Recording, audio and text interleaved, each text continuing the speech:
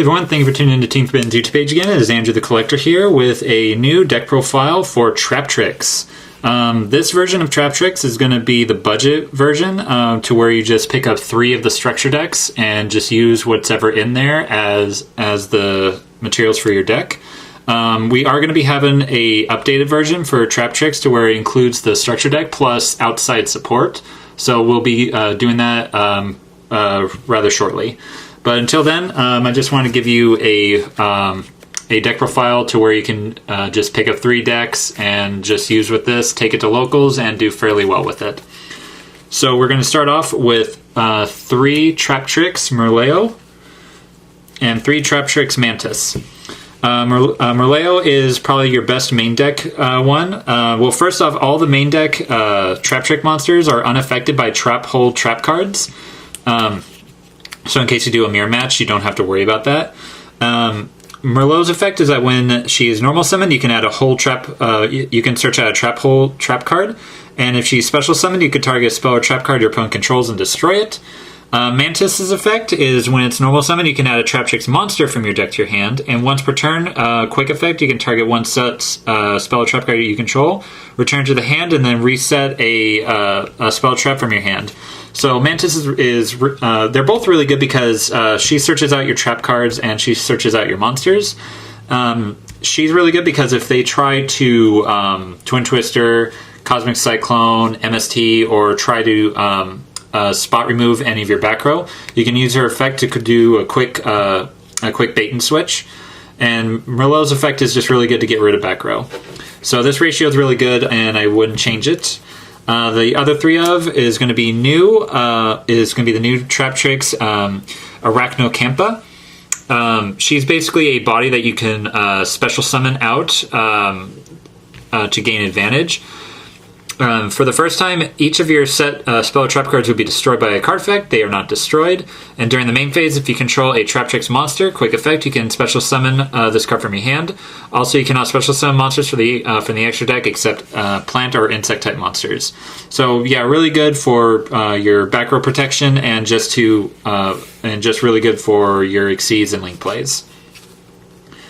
And I'm only running 2 of the new Traptrix Putka.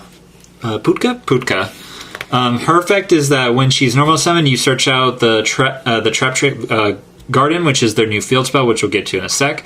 And if she's special summoned, you can target one special summon monster your opponent controls, banish it, and during the next standby phase, your opponent can special summon one of their banished monsters. That's really important because it doesn't return it back to the deck; it special summons back to the deck, so that way they can still fall victim to your trap hole cards. But I only run 2 of her because her first effect is only good to search out the field spell, which I only run 1 of. Spoiler alert! But but her second effect is still really good. I don't like that they gave her the ultra rare. I wish they gave it to the Arachnocampa, but beggars can't be choosers, I guess. And 2 Traptrix Dinoia. When this card is normal summon, you can target a Traptrix monster in your graveyard, special summon it in defense position. And when this card is special summon, you can target a trap hole card in your graveyard and set it, but banish it during the end phase of the next turn if it's still on the field. So really good recursion from your graveyard. And then only 1 of Vesquilo. You can send one set trap card you control to the graveyard to special summon it from the hand.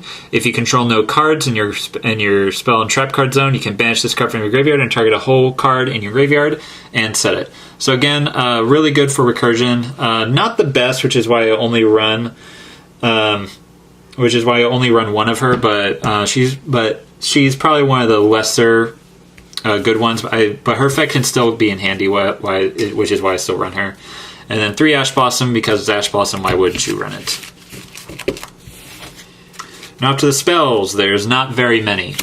I'm running 3 Trap Tantalizing Tune. It's basically Allure Darkness for Traptrix. Discard 1 level 4 insect or plant monster or normal trap card and draw 2 cards. And you can banish this card from the graveyard to target 1 of your banished level 4 insect or plant monsters or normal trap cards. place it on the bottom of the deck. And you can only use each of these effects once per turn. A lot of people are only running 1 or 2 of these. I definitely think that's incorrect, especially if you're going with the budget option. You could replace this with Prosperity or even Extravagance if you wanted, but I really don't like the idea of banishing cards from the extra deck because the extra deck is just really important. If I had to make a choice, I would go with Prosperity, with being that you could at least choose the cards that you banish, but I actually really like this one because it also provides recursion from the banish zone. And then only 1 of the Garden. During your main phase, you can normal summon a Traptrix monster in addition to your normal summoner set. And the first time, each time a plant or insect monster you control will be destroyed with battle. Each turn, it is not destroyed, so decent protection. And you can banish 1 monster you control, special summon 1 Traptrix monster from your hand or graveyard. You mainly use it for the extra normal summon and the second effect. And the protection is just an added bonus, but I was thinking of bumping this up to 2, but I decided against it and opted for the 1 Regeki to help with spot removal and board wipes. Now off to the traps, where this deck really shines. I'm running 3 of the new Traptrix Heliota, and with that being said, I might as well just throw in the Shade Brigandine because they basically are the same thing. Its effect is that you can only use this card's, you can activate this card during the turn it was set by discarding a normal trap card. Special summon this card as a normal monster, plant, earth, level 4, attack 400, defense 2400, and is not treated as a trap card. You can banish this card from your graveyard to target 1 Traptrix monster you control in your graveyard and special summon it. It's basically the same use as Shade Brigandine for extra usage for your Exceed plays, level 4 Exceed plays. But the second effect is actually really, really good because it allows you to get your Traptrix monsters back for quick to use their effects, mostly for Mermello, to do spot removal in your opponent's back row. And Shady Brigandine is there just, like I said, for the help with the level 4 Exceed plays. Now off to the Trap Hole cards. The best one is going to be Floodgate Trap Hole. When your opponent summons a monster or monsters, change those monsters to face down defense position, and monsters changed to face down defense position by this effect cannot change their battle positions. You run 3 of this at all times, no less. It's basically a death sentence for any decks that do not focus on link monsters or fusion summoning, because fusion summoning you can still use face down cards as material. And next will be 2 Traptrix Whole Nightmare. When a monster is special summoned by this turn, activates its effects on your opponent's field, negate the effects, and if you do, destroy the card. So good for good negation and good removal. And 2 Gravedigger's Trap Hole. When your opponent activates a monster effect in the hand or in the graveyard, or when your opponent banishes a monster's effect is activated, negate the effects, and if you do, inflict 2k damage. Really good against time and good for negations. And 1 Bottomless Trap Hole, because it's Bottomless Trap Hole. I'm probably thinking of taking out 1 of the Traptrix Whole Nightmare for another Bottomless, but let me know what you guys think. And only 1 of the new Terrifying Trap Hole Nightmare. It's good, but it's not that good. If your opponent has a special summon monster or monsters on this turn, target 1 of your opponent's monsters with 2,000 or more attack, destroy it. Then, if you have a trap hole monster in your graveyard, you can banish 1 monster in your opponent's graveyard. A little too specific, but in some situations it can be really good, which is why I still run it. And since this is a going first deck and does not like going second, you're going to be running 3 evenly matched. Because it's evenly matched. Why wouldn't you run it? Now off to the extra deck. The first one is going to be the best extra deck monster, Traptrix Sierra.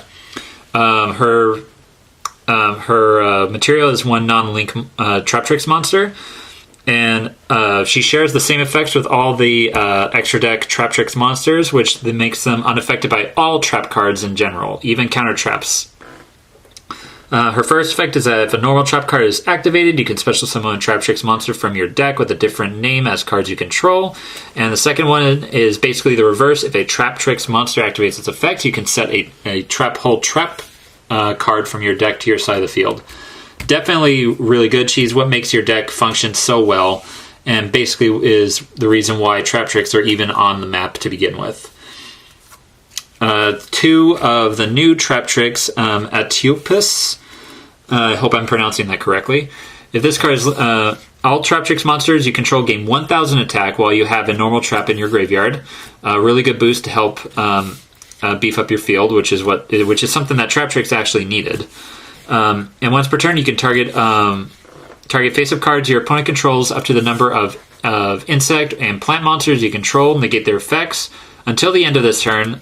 Then apply this effect. Banish 1 normal trap card from your graveyard, and if you do, destroy 1 of those targeted face-up cards. Really good spot removal and negation, plus added bonus of adding damage to your beatdown strategy. And the last link that we run is 2 Traptrix Kuluaria. She's really good. After you activate a trap hole card, you can basically reset it to your side of the field, but that's only once per turn.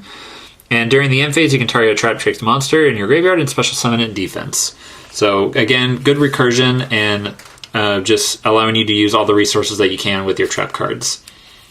Now up to the EXEs. The new Traptrix Pinguliculia. While this card has materials on it, it is unaffected by trap cards and activate effects of other monsters with the same type as this card's material. You can only use each of the effects once per turn. You can detach a material from this card. Add a Traptrix monster from your deck to your hand. If a monster in your opponent's on your opponent's control is sent to the graveyard or banished by a card effect, except during the standby phase, you can attach one of them to this card as material. So yeah, that's where her first effect comes in, is that if you're going up against for instance, like a Sword Soul deck, and they use their effects to send them to the graveyard, you can add one of them to this card as material, and then it's unaffected by the effects of all war monsters, and so on and so forth. Really good for searching and protection, and her base attack is 25, so she's a really good beater too. But by far your best Exceeds monster is going to be Traptrix Riphazalia. Most people know what she does already, but I'll go ahead and just say it too. 2 level 4s, really good generic, and Traptrix monsters that you control cannot be destroyed by battle or by card effects, so really good protection, and your opponent cannot target them with card effects. Really, really good protection. Once per turn quick effect, you can detach a material from this card to send one whole normal trap card from your deck to in its activation conditions of your from your deck to your graveyard. Becomes this card's activation. So basically, if you have this on your field and your opponent summons a card or uses an effect, you can send the appropriate trap hole card from your deck to the graveyard, and her effect basically becomes that card's effect. So really good to get stuff done in a pinch. And the last card is going to be 2 Traptrix Alumurias. She has 2 effects. The first one is that you can detach 2 material from this card to special summon 1 level 4 insect or plant monster from your graveyard. And the second one is that if your opponent's monster leaves the field because of a card effect, and it's now in the graveyard or banished, you can detach 1 material to target one of them and special summon it to your field. So, really good recursion again. This deck really loves recursion and protection, and allows you to get your opponent's resources to your side of the field to use as your own. And that is it for the deck profile. I hope you guys enjoyed it. If you have any comments, questions, concerns, or want to see any changes to this deck, please comment down below. Please like, comment, subscribe, and we'll catch you guys next time.